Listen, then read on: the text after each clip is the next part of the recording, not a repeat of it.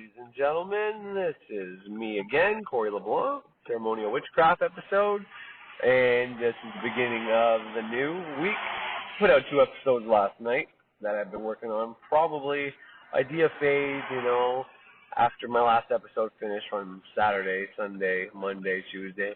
Wednesday I started recording, and did some more recordings on Thursday, and then did even more on Friday, and then, basically finished it off last night, Friday, and then put it out. Today, Saturday, so now the 2 episodes are online. First one is going to be very wishy-washy all over the place because it's all the random recordings.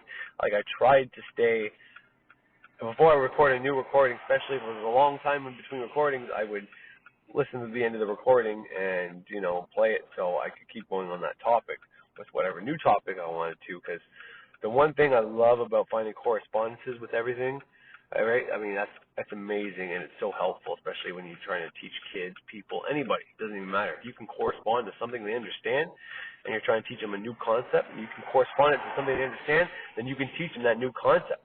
As long as you have the right correspondences, as long as you can find the right language, the way to communicate it to the person. I think it was in Road Trip I watched as a kid, and he had to prepare for some test. They had to pass. I can't even remember the plot of the story, but the guy who likes to smoke a lot of weed, who's very smart in the movie, hint, he fucking says, I can teach a monkey fucking, I forget what he was, but it's either science or math, a very high grade, whatever, it's considered to be maybe like calculus to a monkey or something to that effect anyways, or physics to a monkey. The issue is not knowing how to teach a monkey. It's finding the right way to communicate. He uses a special word, and I thought I had it, but I don't think it was correspondences. But it was basically saying it's the way to find the right kind of, like using your mind. You got to use the right symbolism to communicate to your subconscious mind. Same concept. But as much as that is awesome, it's a hindrance at the same time because you go all over the place when you're trying to talk about one thing, and all the correspondences come to mind. As much as being able to add correspondences to everything, it's helpful to teaching. It's very hard, especially, I'm classified ADD. Not really, I don't think anymore, but, if a doctor saw the way I talk and act and how I bounce from topic to topic, and even when I'm not tired, how I have trouble sitting down and just reading a book, watching a movie. It's way easier for me to do dishes or do some chores or something else. We're focusing on a project and listen to a book than it is for me to, I'm going to put this on, sorry. Whenever I'm talking through the USB cord with my phone in the car, that's where it sounds more distorted and shitty. When it's through the Bluetooth, it's that clear. It doesn't matter whether I'm driving or not, so you guys are probably wondering why it's like that. But anyways, point is, what was the point? Oh yeah, if I was to be seen by somebody, I have an easier time listening to a book while doing something else. I have to speed it up because my brain wants to hear it as fast as I can, and if I don't hear it fast enough or get to something that interests me, depending on my mood, sometimes I can say no matter what, you're going to get through 50 pages and then make a choice, but sometimes I'm not in that mood. I want to get something, I want to get it fast, I want to hear it fast, whatever the case is. So it's easier for me to listen to that. And these kind of symptoms might be akin, or people might think, I have ADD, attention deficit, because I can't pay attention to something if it doesn't intrigue me. So if you use that definition for ADD, if you're not intrigued or something doesn't stimulate you, then you go on to the next thing over and over again. Then yes, I have ADD. If you use that in the sense of my conversation, when I'm talking to this podcast, if you think, well, holy fuck, he talks about one thing, and that leads into some other thing, and he goes down that path, well, that's the reason, because I'm getting to the point, the climax of my one idea, and then this new idea pops into my head, and then I run on that one, because I think it's cool how they correlate, because I don't necessarily pre-think of these things before I play them. Last night, the last thing I had on my last episode, my second part 2 episode, the last thing I said was mostly written, but by the end of it, I was literally just saying everything that I wrote down without even looking at it, as if in almost in perfect order. And, I had to start off by reading it all because I couldn't do that. And I didn't want to have to keep going back and having big pauses and dead air while I found my spot. Because that's why I try to write in bullet form, but it doesn't always work out that way. Anyway, so, but ADD, me not being able to pay attention without being stimulated, whenever it's me doing things, trying to be stimulated, whether it's by TV, by a show, trying to get information, that's one thing, and, you know, it might actually correlate to what I'm about to say, but whenever I'm doing the episode and I'm talking to you guys and I'm expanding on an idea that I may have thought of or it may have come to me, and then it correlates to a new idea that pops up in my head, and then I kind of switch to that idea. And sometimes instead of bringing it back to the original idea, I keep expanding until I have all these new things I never even thought I was going to talk about, and that I'm talking about. But is that the same thing as me with my attention deficit and not being stimulated? Because when I'm not being stimulated, it's not like those voices or those ideas that pop into my head while I'm doing my podcast, which I believe to be a subtle way of channeling. Now, you're not channeling a specific message from a specific entity, but you are getting this information from somewhere, whether you think it's spirits around you, whether you think it's energy, things that are popping up around you in your house, in your space, whether it's from the chakras, the planets, whether you think it's from just your subconscious mind. Information you absorbed previously gets released to you as you remember or need it. It doesn't matter, but the point I'm trying to get at is if ADD is attention deficit and I can't pay attention to things, well, that doesn't necessarily explain why I bounce from topic to topic when I'm doing the podcast, because that is ideas coming to me, which are more intriguing or I want to expand on, but it doesn't necessarily mean my attention, because my attention is focused on doing the podcast, my attention is focused on teaching, and then I can't stay to the same topic. So anyways, this is not really what I want to talk about today, but it's a hell of a good example of what I'm trying to talk about, being that I'm just going to be talking about how thought forms, creating Egregors servitors is basically the same thing as magic, and then I'm just going to try to correlate and bring that back to this whole fucking coronavirus fucking bullshit going on. When I say bullshit, I'm not saying it's fake, because I have no way to know what's real and what's fake, but what I do know is the worst thing you can do is fucking worry about this shit. At least with this coronavirus is the newest thing everybody's talking about. People aren't focusing on war shit, Trump shit as much anyways. Some people still do, and the fires, and hopefully those things are starting to slow down and not getting worse. So even the bad things like people dying from this virus can have a good if it means people aren't focusing on these other really bad things. So replace those two bad things, you have to institute one bad thing. So, you know, it is what it is. But anyways, so that's what I wanted to talk about a little bit here to begin my next week's episode, which will probably be on Friday or Saturday of next week. Once again, you're not going to know. I'm saying this today. This is Saturn's Day. It's the 1st of February today. But anyways, so I don't believe in eating and talking, but fucking crispers are right here and I'm hungry. All dressed too. I love all dressed. Anyways, so the episode I put on yesterday was all about Archons, the God of the Bible, other entities, good, bad, the planets, and how even Sophia, goddess of wisdom, whatever, Rudolf Steiner's inspiration, Terence McKenna, I played his part, and then I played the first part of the Gnostic Bible. It was all about how Egregors, servitors, thought forms are what the gods are. All the gods throughout all history are that. Because there's no way for anybody to take any creation story and say, this is the one that's real. Every one of those creation stories were altered from their original, but even if they weren't, they were created by man, by a person. And even if that person was getting, like I just explained, getting all these thoughts from places you can't explain, so they thought it's coming from God, does that make what I'm saying right now coming from fucking God? Does that give me the right to put it in a book and tell everybody to fucking believe in it? Just because some person with ADD can make good correspondences and can bring stuff to happen in my life, therefore I can put it all on some fictitious entity that I either created or assume is doing it, and then get everybody to fucking believe in it? No. Absolutely fucking not. But that's what happened. And the Gnostic version of that Bible story is interesting profound and even cool, I think, as it is. How it might be the most realistic way to explain things.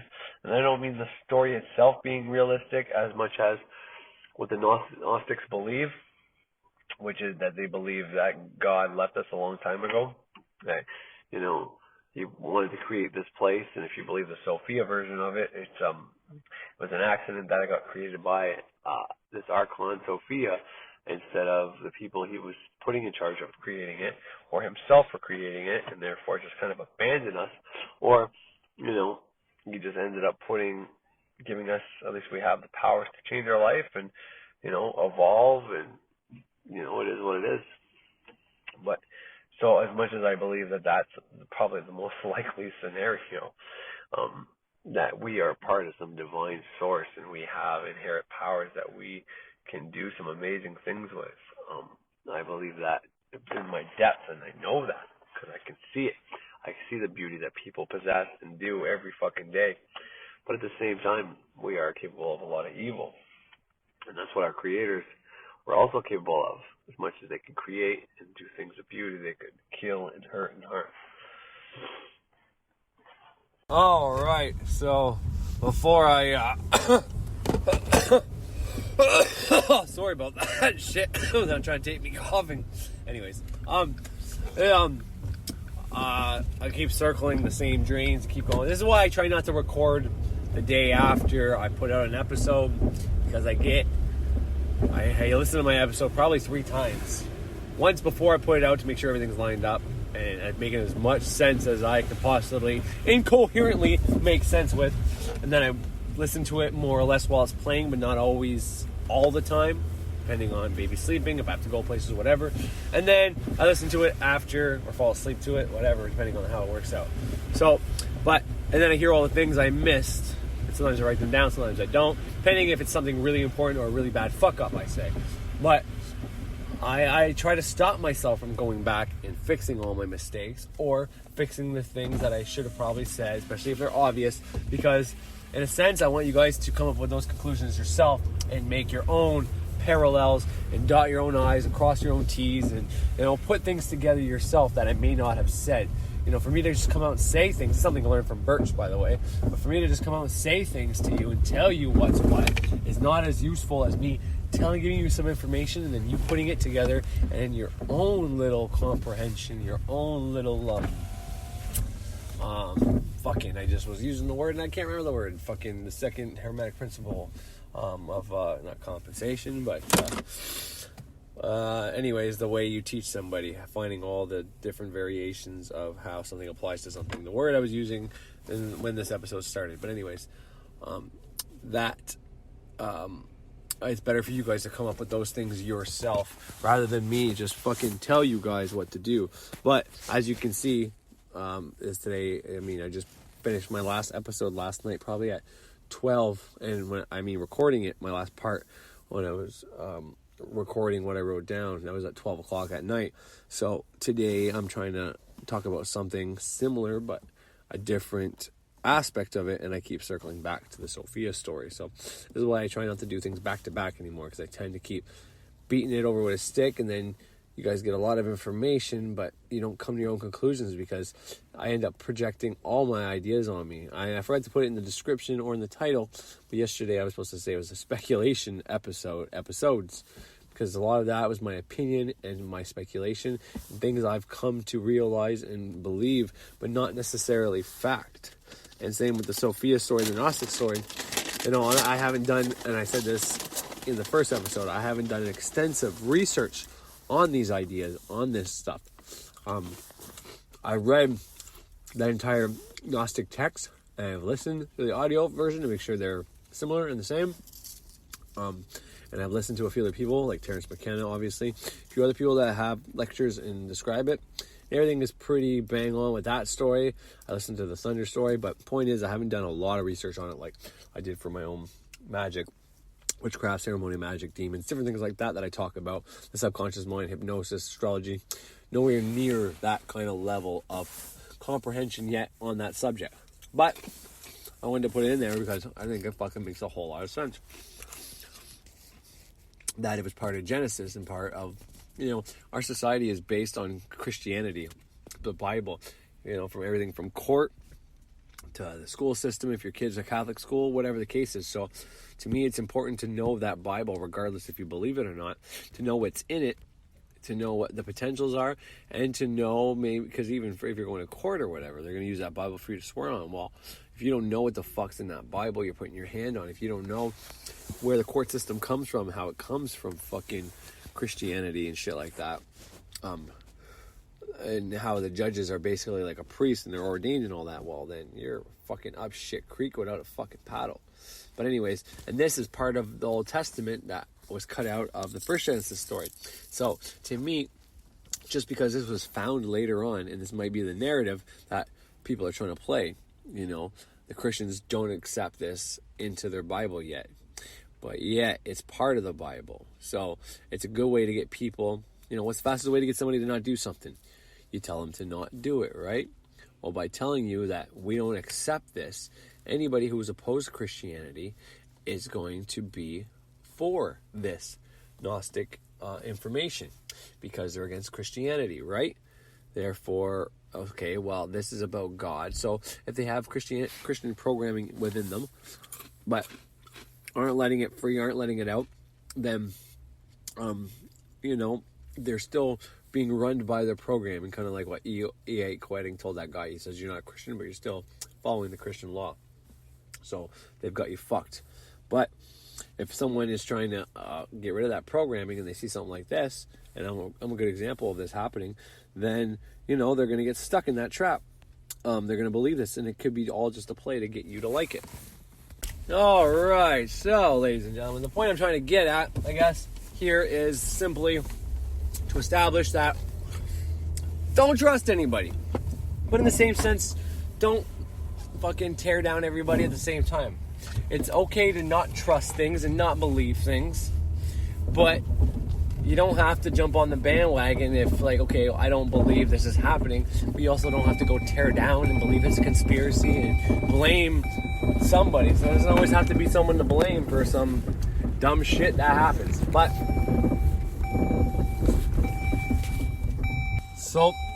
regardless if the Nag Hammadi Library was created sometime before they found it to add to the Bible, or if it was created a long time ago, if it's legitimately the creation story, or if it's just Egregors, servitors placed there to enslave mankind, regardless of either one of those facts, doesn't matter.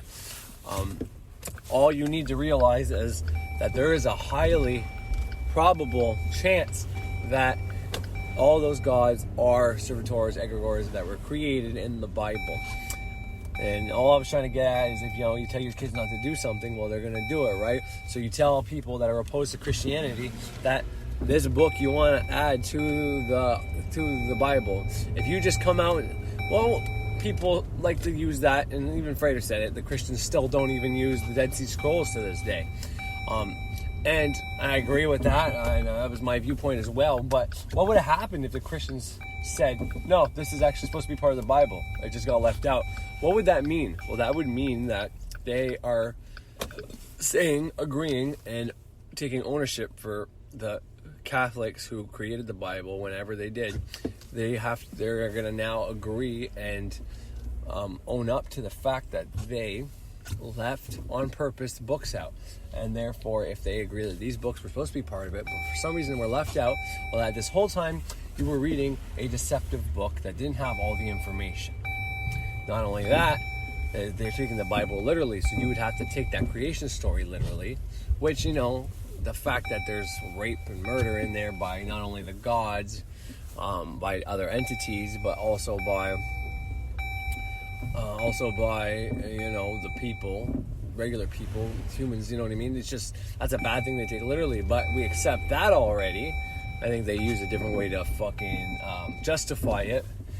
And once again, don't ever judge another society. I mean, you shouldn't take the Bible literally, period, but don't judge another society unless you're in that society. I'm not ever saying rape is never a good fucking thing to do. And if the Bible is literal, then the people that are in the Bible that did the rapes, whether they're gods or not, they should be fucking they should have some kind of justice come to them for what the actions they did. However, don't judge them because you weren't there. Point, though, I'm trying to get at is whether the Catholics agree that that's part of the Bible or not, they're more likely to get people to believe it's real. All right? Because that's what they want. They want you to believe that Bible is real, right? So, whether they own up and say it is real, this is supposed to be part of our works, our books, or they say, no, we don't accept it, it's not real. Which one of those two options do you think people are going to more jump on the bandwagon? Because here's the thing, the Christians that already believe in the Bible, they don't need that. They're already on the bandwagon, right? So they don't have to fucking convince them. They're already there. So the goal is to convince people who don't believe, right? And if you take what I just said about reverse psychology, people who, and this just came to me, I wasn't even planning on talking about this, so thank you, Saturn, or whoever's giving me this information, probably Mercury, Thoth, Hermes. But anyways, if they want to get new people involved in the Bible without getting them into Christianity, or maybe get them on the hook and eventually they'll come to Christianity, if they want people to believe in the Bible, well, let's add something on there. Say it's not ours, but it's something we really created, and the people who are opposed to Christianity will use this. You know how many people, I know and see a lot of it on YouTube talking about the books of Enoch, the Watchers, the Fallen, all this shit. And they're all apparently opposed to Christianity. Yet they're using these books. Enoch is in the Bible. Enoch is Noah's dad. People he's a fucking archangel apparently now, Metatron I think he turned into. Point is, all these people that are opposed to Christianity are using the books that Christianity most likely put there, because whether or not Christianity added it in the whole body of work in the year 300 or whatever it was, I gotta find that real date because I'm tired of saying 340 something, but the point is that this was the better justification, better solution, better motive, better game plan, was to deny these things and say they're not part of Christianity. So then people would say, oh my God, you have another reason to diss Christianity. And while they're doing it, they're taking those books in context, they're taking them in as fact, as something that happened. At the very least, they're using it against Christianity or a way to diss them, but they're still getting that information, they're still believing in it, they're still saying, oh my God. So now you have these people believing, that the Bible God is not a real God, it's a demiurge. But it doesn't matter, because then whether they're Christians or not, they're more likely, without that story, without thinking the Bible God is a fake God or a God that's created by accident, okay? You don't know what to believe. You don't know if a God's real or fake. You know if Christianity is good or not. You have your suspicions and you go with those, right? But you don't really believe in Christianity because there's things about the religion you don't like. And then this body of work comes out, and it fits in the Bible as something that the Bible should have had and was kept out. And we know alterations, all this shit. So the people that are already against the Bible see this, hear this, read this body of work. From there, if they didn't believe in God in the beginning, okay, let's say they never believed in God. They were just doing their own fucking thing, believing in gods and deities. So then this book comes out, okay? And I'm telling you this kind of from experience.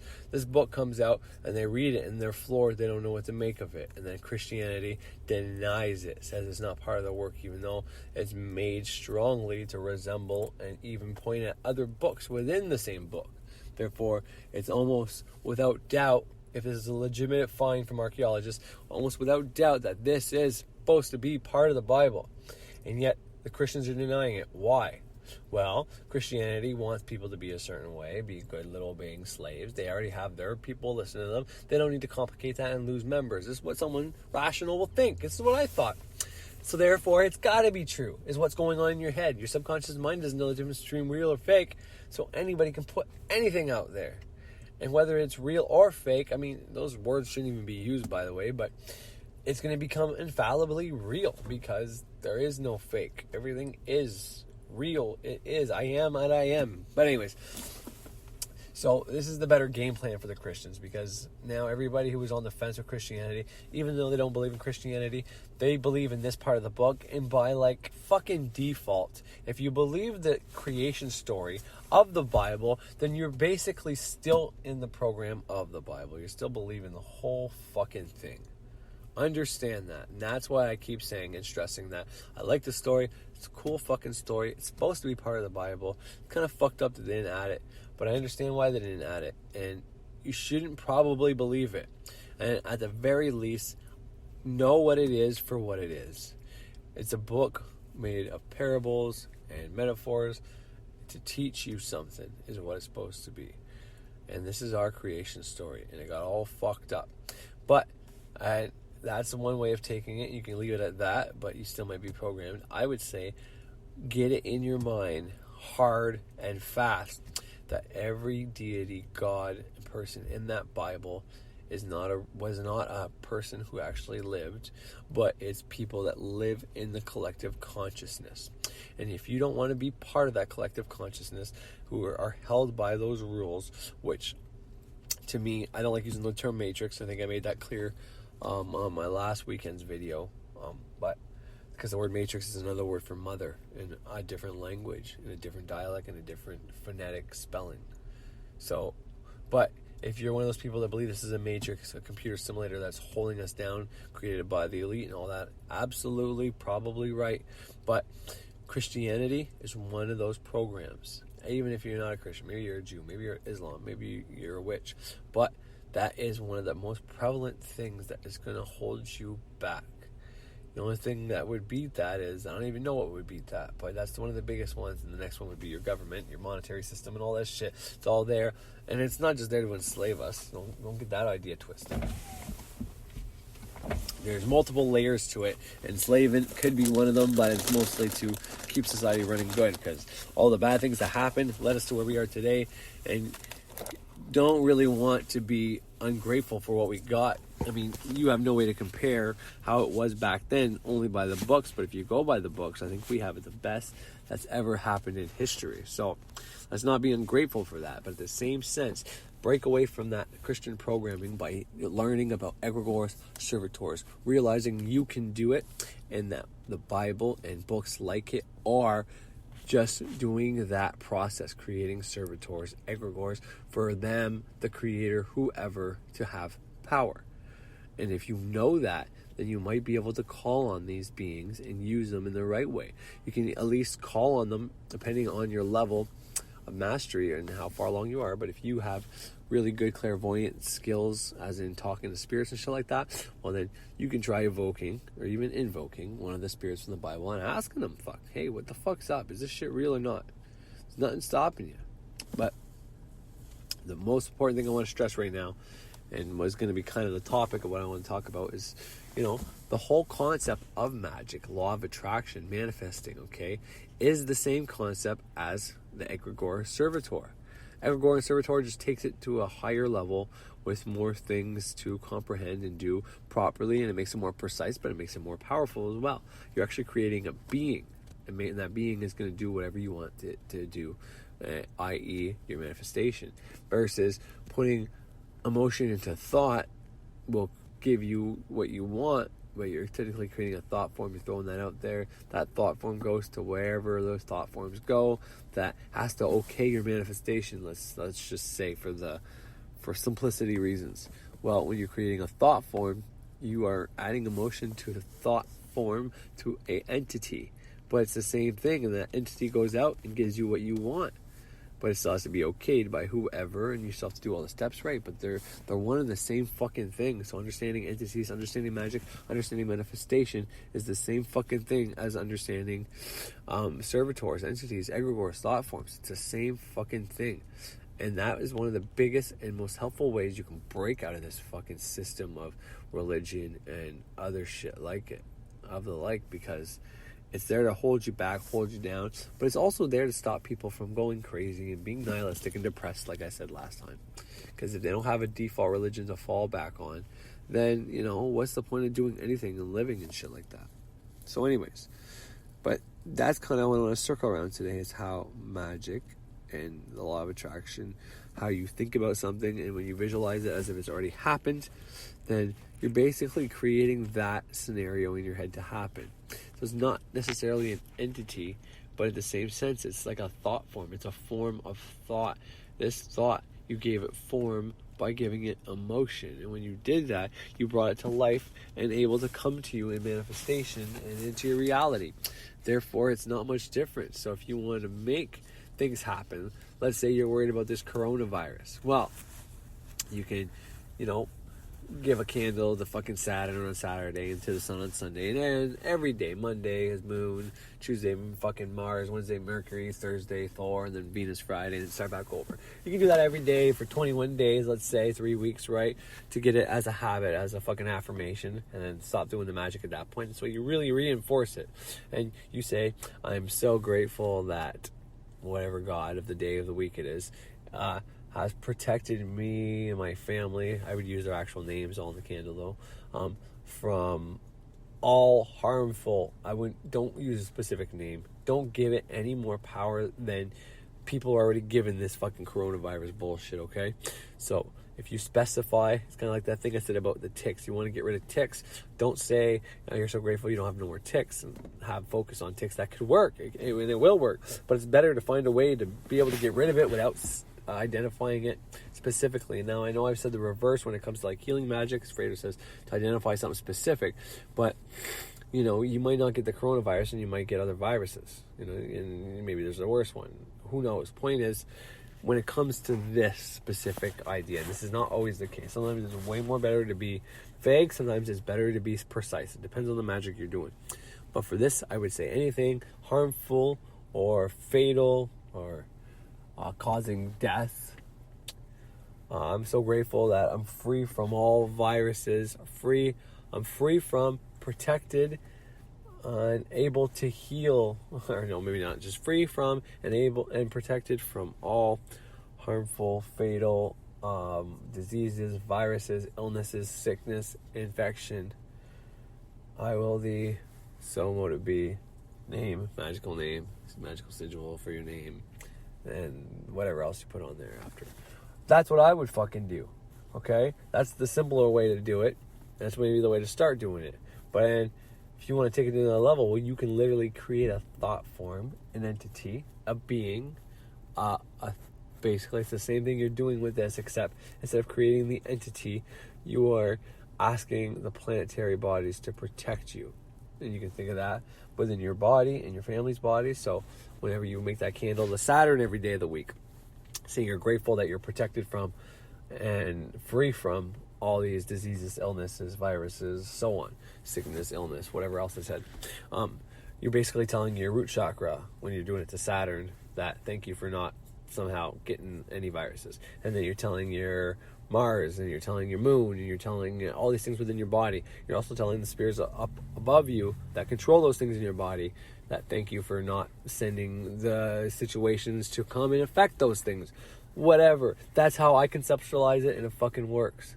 So instead of worrying about the goddamn thing, do that. Protect your family. And you want to take it a step up, you can keep doing that as well, because that's going to have power. But fucking draw a picture of some fucking medical fucking dude, or an archangel, whatever, fucking bad side or something, and you draw this picture, find a picture. It's better if you draw it though, and then use my fucking, or use the thought form video I made with the checklist on it from High Percentage Magic, or just go to High Percentage Magic YouTube page and look at his Egregor Servitor thought form fucking videos. They're I don't know, they're on there anyways. He doesn't have too many videos, so it's not like you have to go through like a fucking couple hundred. But this way you can write down all that criteria, take some time to do this, and that's part of the magical process, because the more you think about this and do this and give it thought and make sure you have everything done before you start doing middle pillar and microcosmic orbit to give this entity the energy. Before you do all that, you want to make sure you do everything right. Kill code, specific way to call it into being. Oh my God. Sorry. Specific way to call it into being, to call it to you, to get it to work, to get it to retire. Way to feed it that doesn't take anything from you or anybody else. Something that it'll be self-sustaining to feed it. And you follow that criteria, and then boom. So not only are you protecting yourself with your chakras and your body, your physical body, as above, so below, you also created something else to protect your home or your family or, you know, whatever, so that if that thing does somehow come after somebody, or maybe create a thought form that can split into many thought forms. It's essentially one, but the more people that leave your house, let's say if your whole family leaves your house and you're a family of 6 people, well, then it's able to split into 7, keeping the main one inside your house, and 7 other ones go out to protect every individual family member that you named. And once they're home, it goes back into 1. And then, you know, you feed it some way or whatever. But point is, you know, if there's 3 people out of the house, well, there's still 1 there protecting the house so the virus doesn't get in your house. And then there's always 1 protecting somebody, like a personal bodyguard. And not only that, you protected their chakras and your own chakras as well. So you have like 3 lines of defense there, or at least 2 lines of defense, you know. And then every time you get a thought about the fucking virus, you banish, deny, reject it. And instead, you invoke or you replace that thought, that idea, with you are, I didn't say I am, but I am so grateful that, you know, all my family members are free from illness, disease, you know, whatever the case is. I will the blah, blah, blah, blah, blah. So that's what I would say. But understand that, you know, both those magics are very different. But the creative process, creating thought forms, putting emotion into your thought, every time you do that, you create a fucking thought form, so to speak. And every time you create a fucking thought form, so to speak, you are basically creating an entity almost to make your manifestation happen. Once the manifestation is done, the thought form is kind of gone. It's kind of dead, you know, as far as I know. But it might not be dead. It might not be gone. It might not be done. It might be something that ends up transforming into something else. Maybe it goes to this separate polarity. Because, like I said, squat trains from a man to a woman. So maybe, you know, when they transform, they do it in a gender kind of way, or they do it in a polarity kind of way. You know, maybe we have to banish those things, and maybe I didn't get far enough to understand that, and maybe it's something I need to talk about too, and I need to look into. I don't know, but all I'm trying to say is, when you learn the shit about entities and thought forms, it's a great protection against all programming, because then you realize all gods and systems are just man-made bullshit. So that right there is going to break down belief systems once that really gets into your subconscious mind. Okay, because that's a hard thing to get in there, but sigilize it, do whatever you got to do. But once that's in there, start using that and create your own deities, your own fucking gods. Take on all the deities that you think are cool, that are going to help you get things. You do research, and you don't even have to make Egregors, because these things have already been made. Every deity out there is someone else's servitor Egregor that you can use. And you take that fucker on into your subconscious mind, and you get all those attributes. So if you're someone who's shy, can't meet girls, well, you can either create an Egregor entity that helps you with that brings girls to you, that whatever the fuck you want. Or you go look through the many, many, many deities and entities that are already out there, that already exist, and you're golden. And then you fucking use that, and it's going to work for you. Just make sure you do some research first. You actually follow the criteria you need to follow when making an entity, making an egregor or a thought form. You know, take your time and do the process right, okay? Because if you just make the entity one day, draw it, and write down most of the criteria, even if you do all of it, you do one ritual and you bring it to life, you think you bring it to life, you put your energy in it, whatever the case is. And if you need more clarification and you can't find shit, send me a message and I'll tell you how I do it. Alright, I'm not gonna just put that out here, because if someone does the process wrong and tries to do it too fast because, you know, paranoid of this disease or wants money and they're not ready for it, I don't want to be responsible for fucking shit up. It's one thing to tell people that putting emotion in the thoughts creates stuff, which it fucking does, absolutely. And that's the premise of what you're doing here. But you need to kind of bring this entity to life, so to speak. And I use microcosmic orbit, or the middle pillar. The middle pillar works. And, you know, if you use your mind, you can figure out how to do it. Now, the way I do it is probably not the way other people do it, but it works. It's worked, and it will work. And if you believe something will work, just like if you believe something will heal you, it will obviously work.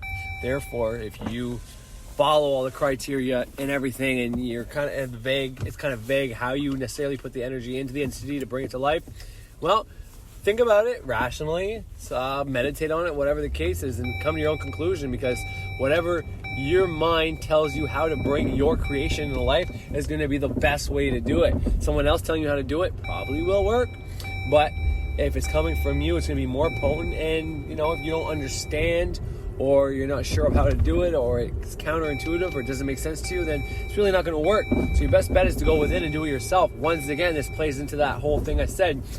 It's different. I can tell you everything you need to do step by step, or I can leave things a little vague. And I'm not pretending I'm a great teacher and I do this on purpose. Most of the time it happens by accident as a result of my, whatever you call it, ADD, or too many ideas coming all at once and going from topic to topic. But when I come back on it, I get ideas from what I'm talking about. I didn't come up with these ideas. They came to me while making this podcast, okay? While making my episode, these ideas come to me. They're not necessarily something I preconceived, pre-thought of. However, some things, I want to talk about this today, and from there it gets elaborate. But then when I re-listen to it, new things pop into my head. So if that happens to me, then, the people listening to me could be more advanced than me, could be less advanced than me, could be just beginners, could be, people that don't believe in this shit at all. I don't know. Point is, you're going to have your own ideas and thoughts about whatever the fuck I say. And go with them. Go with them wherever they lead you. If it means, if your thoughts are I'm a fucking idiot, I don't know what I'm talking about, well then, that's going to lead you to go find someone else.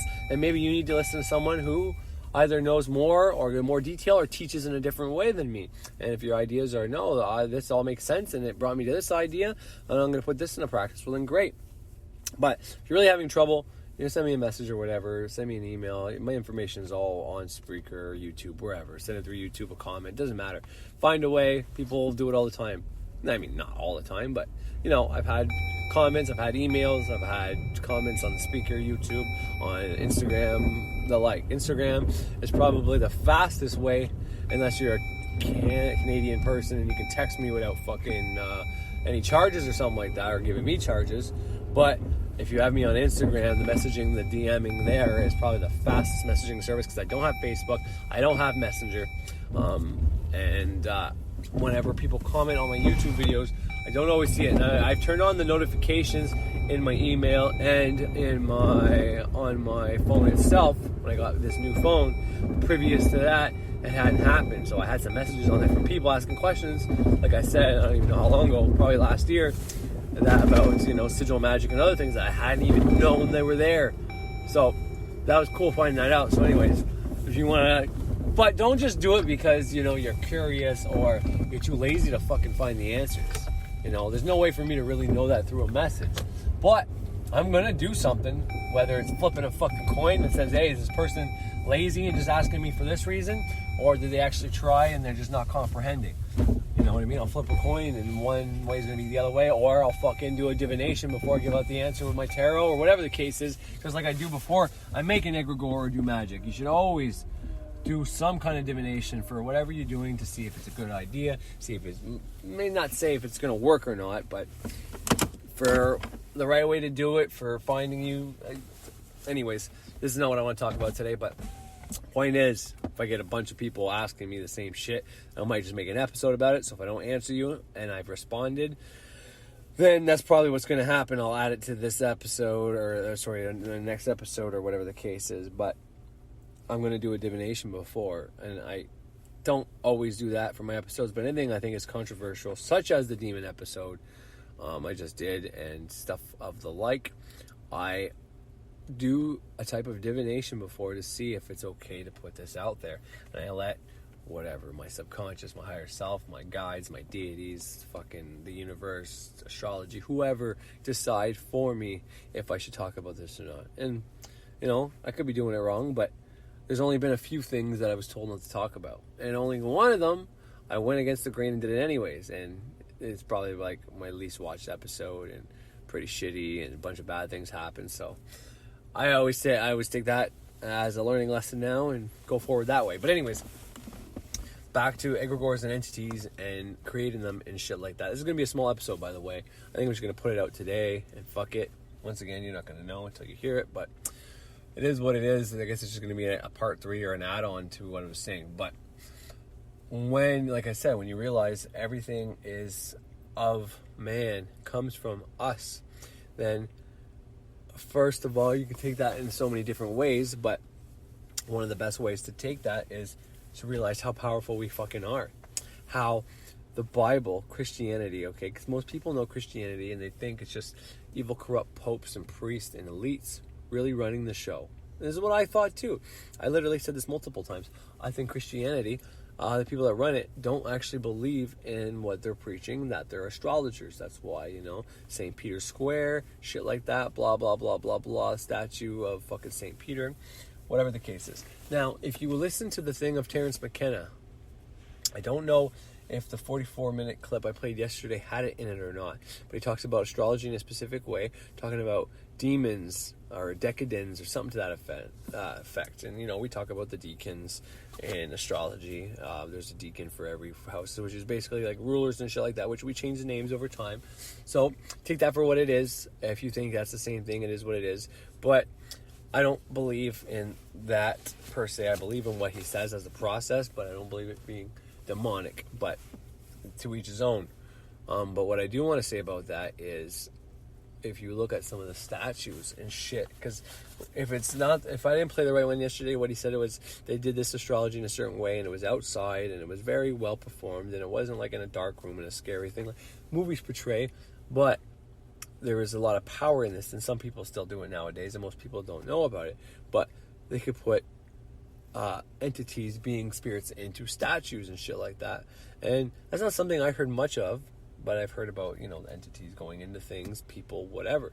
But what I liked about it was the fact that, Vatican, alike, most holy places have statues, even though they don't believe in idol worship, but they'll have all these statues around.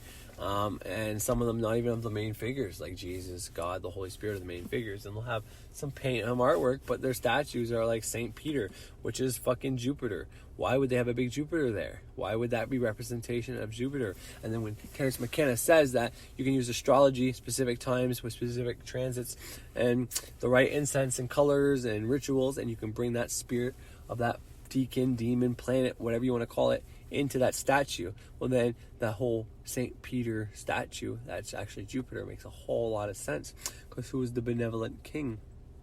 Well, it would be Jupiter, right? Now the sun god is really what Christianity is very much about. Old Testament's more like fucking Saturn. That's why Judaism, Saturday and Sunday. However, Jesus, the fish, Jupiter, the fucking Pisces fish for Jesus, all that has Jupiter's name all over it, okay? And whether you think Peter was really that, John the Baptist, even though he was baptizing people in water, all these guys are very similar, and that's a statue out there, is St. Peter, is Peter, I think it's Jesus' first priest, or Christianity's first fucking priest, and that's why it's the big thing, right? Because they want you to really admire not Jesus, because Jesus is the entity that brings their power to them, but they want you to give the priest power. So by Jupiter being there, and Jupiter being the big god statue that they put the power into, well, alrighty, sorry about that. I had to make lunch and pick up some kids from some sports and dance and stuff. But St. Peter's Square, the big statue at the Vatican, like I said, if you heard that thing from Terence McKenna, I can't remember if it's on that one. He has a 4-hour lecture about occult, mysticism, and magic, which is very interesting. You can draw the lines where differently than where he draws the line on what's good magic and bad magic. So use your discretion, because he likes certain aspects, and some of the aspects he thinks is bad, or alchemy is part of science and it's evil. So use an open mind. But if it might be in that one. I think it's actually in both. But anyways, point is where he talks about using astrology to bring beings down. Well, I want you to understand, like I said yesterday, John Dee was an astrologer for the Queen, and the castles, and all these big old fucking Victorian, whatever age and whatever style of houses all have, gargoyles and among other things that are meant to protect it. But if you take the concept of using astrology to be able to bring either a demonic force or even just some entity force down into whatever you're doing by using the stars, the sun, and all this shit. Well, St. Peter's Square, that big sundial that's there, the sun comes down, and it literally puts shade on where the time is, okay? Now, it's probably just the big hand that it shows, and not the little hand. I can't remember, obviously, but judging by because you know the little hand, whenever it's between the 1 and the 2 for 1 o'clock, or like right now it's 2:30, right? So between the 2 and the 3, right now that 2 would be right in the middle. Whenever it first becomes 2 o'clock, it's right on the 2, and the closer they, or it'll be right before the 3 when it's like 2:59, and then when it becomes 3 o'clock, it's on the 3, and so on and so forth. So even with just the one big hand, you get a good grasp of what time it is. But that's the sun. It's one of the astronomical things that you can bring down and use to put entities in thing and use for your body, as within, so without, as above, so below. Anyways, but they have the St. Peter, Jupiter thing there, and, you know, all the shit I said about, you know, Jesus, God of the Bible, that book, the grimoire, is, in my opinion, this is not somewhere I learned this. This is not factual. This is what I am piecing together right now, and it helped me break my coding, my programming, my religious programming mostly, but just this realm programming, period. Whether or not this is true or not doesn't really matter, but to me, instead of believing in the entities that some other man may put in the Bible and tells everybody to believe, well, when you do that, that Bible is now the script and the programming for all the deities, egregores that are in that Bible, okay? So all that being said, when you believe in that, believe in Jesus, forgive, do all the things, you know, I just said yesterday, you know, going to confession is definitely healing, and that's why they do it, because just talking things out. We're expressive beings, we need to express stuff. So if you take in positivity or negativity, it has to come out of you at some point. Positivity tends to come out fast. You're in a good mood, you're going to express it, you're going to go do something, you're going to tell people why you're happy. Versus when you're in a bad mood, some people go around, some people why they're upset, and, you know, that's why empaths are very important people, because people tend to seek people out that are more empathic, because everybody has some empathetic traits within them, but they seek those people out, they dump their shit on them, people are able to transmute. But just the fact that talking alone and letting out the negativity, the anger, the bad things that happen to you is a therapeutic healing process all by itself. But that being said, if you were to create an egregore with the Bible, and let's say it runs on fear or it runs on love, well, you get people to pray to these beings. And as for Satan being an egregore, where you get everybody to fear him, is if you do bad or any of your bad thoughts, you tell people this came from him.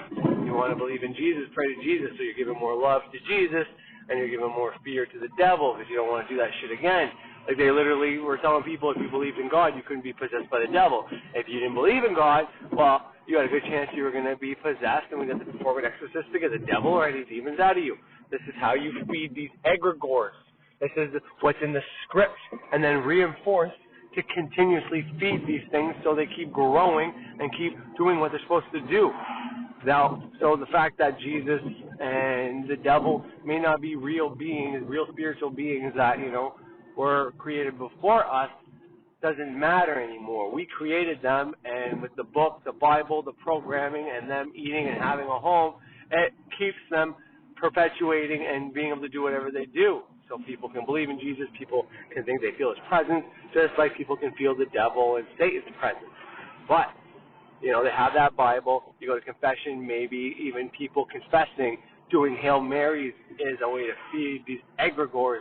And that's why there's power in this shit, is why you can, if you do it right, manifest, is what I'm trying to get at. And then, you know, you do your astrology, because this is like the religion, the programming is meant for the people, keep them in line, keep society going, and then you keep making this go round and round, people believing in it, people feeding your egregores, so you don't even have to do it anymore. This magic is self-sustaining in that way.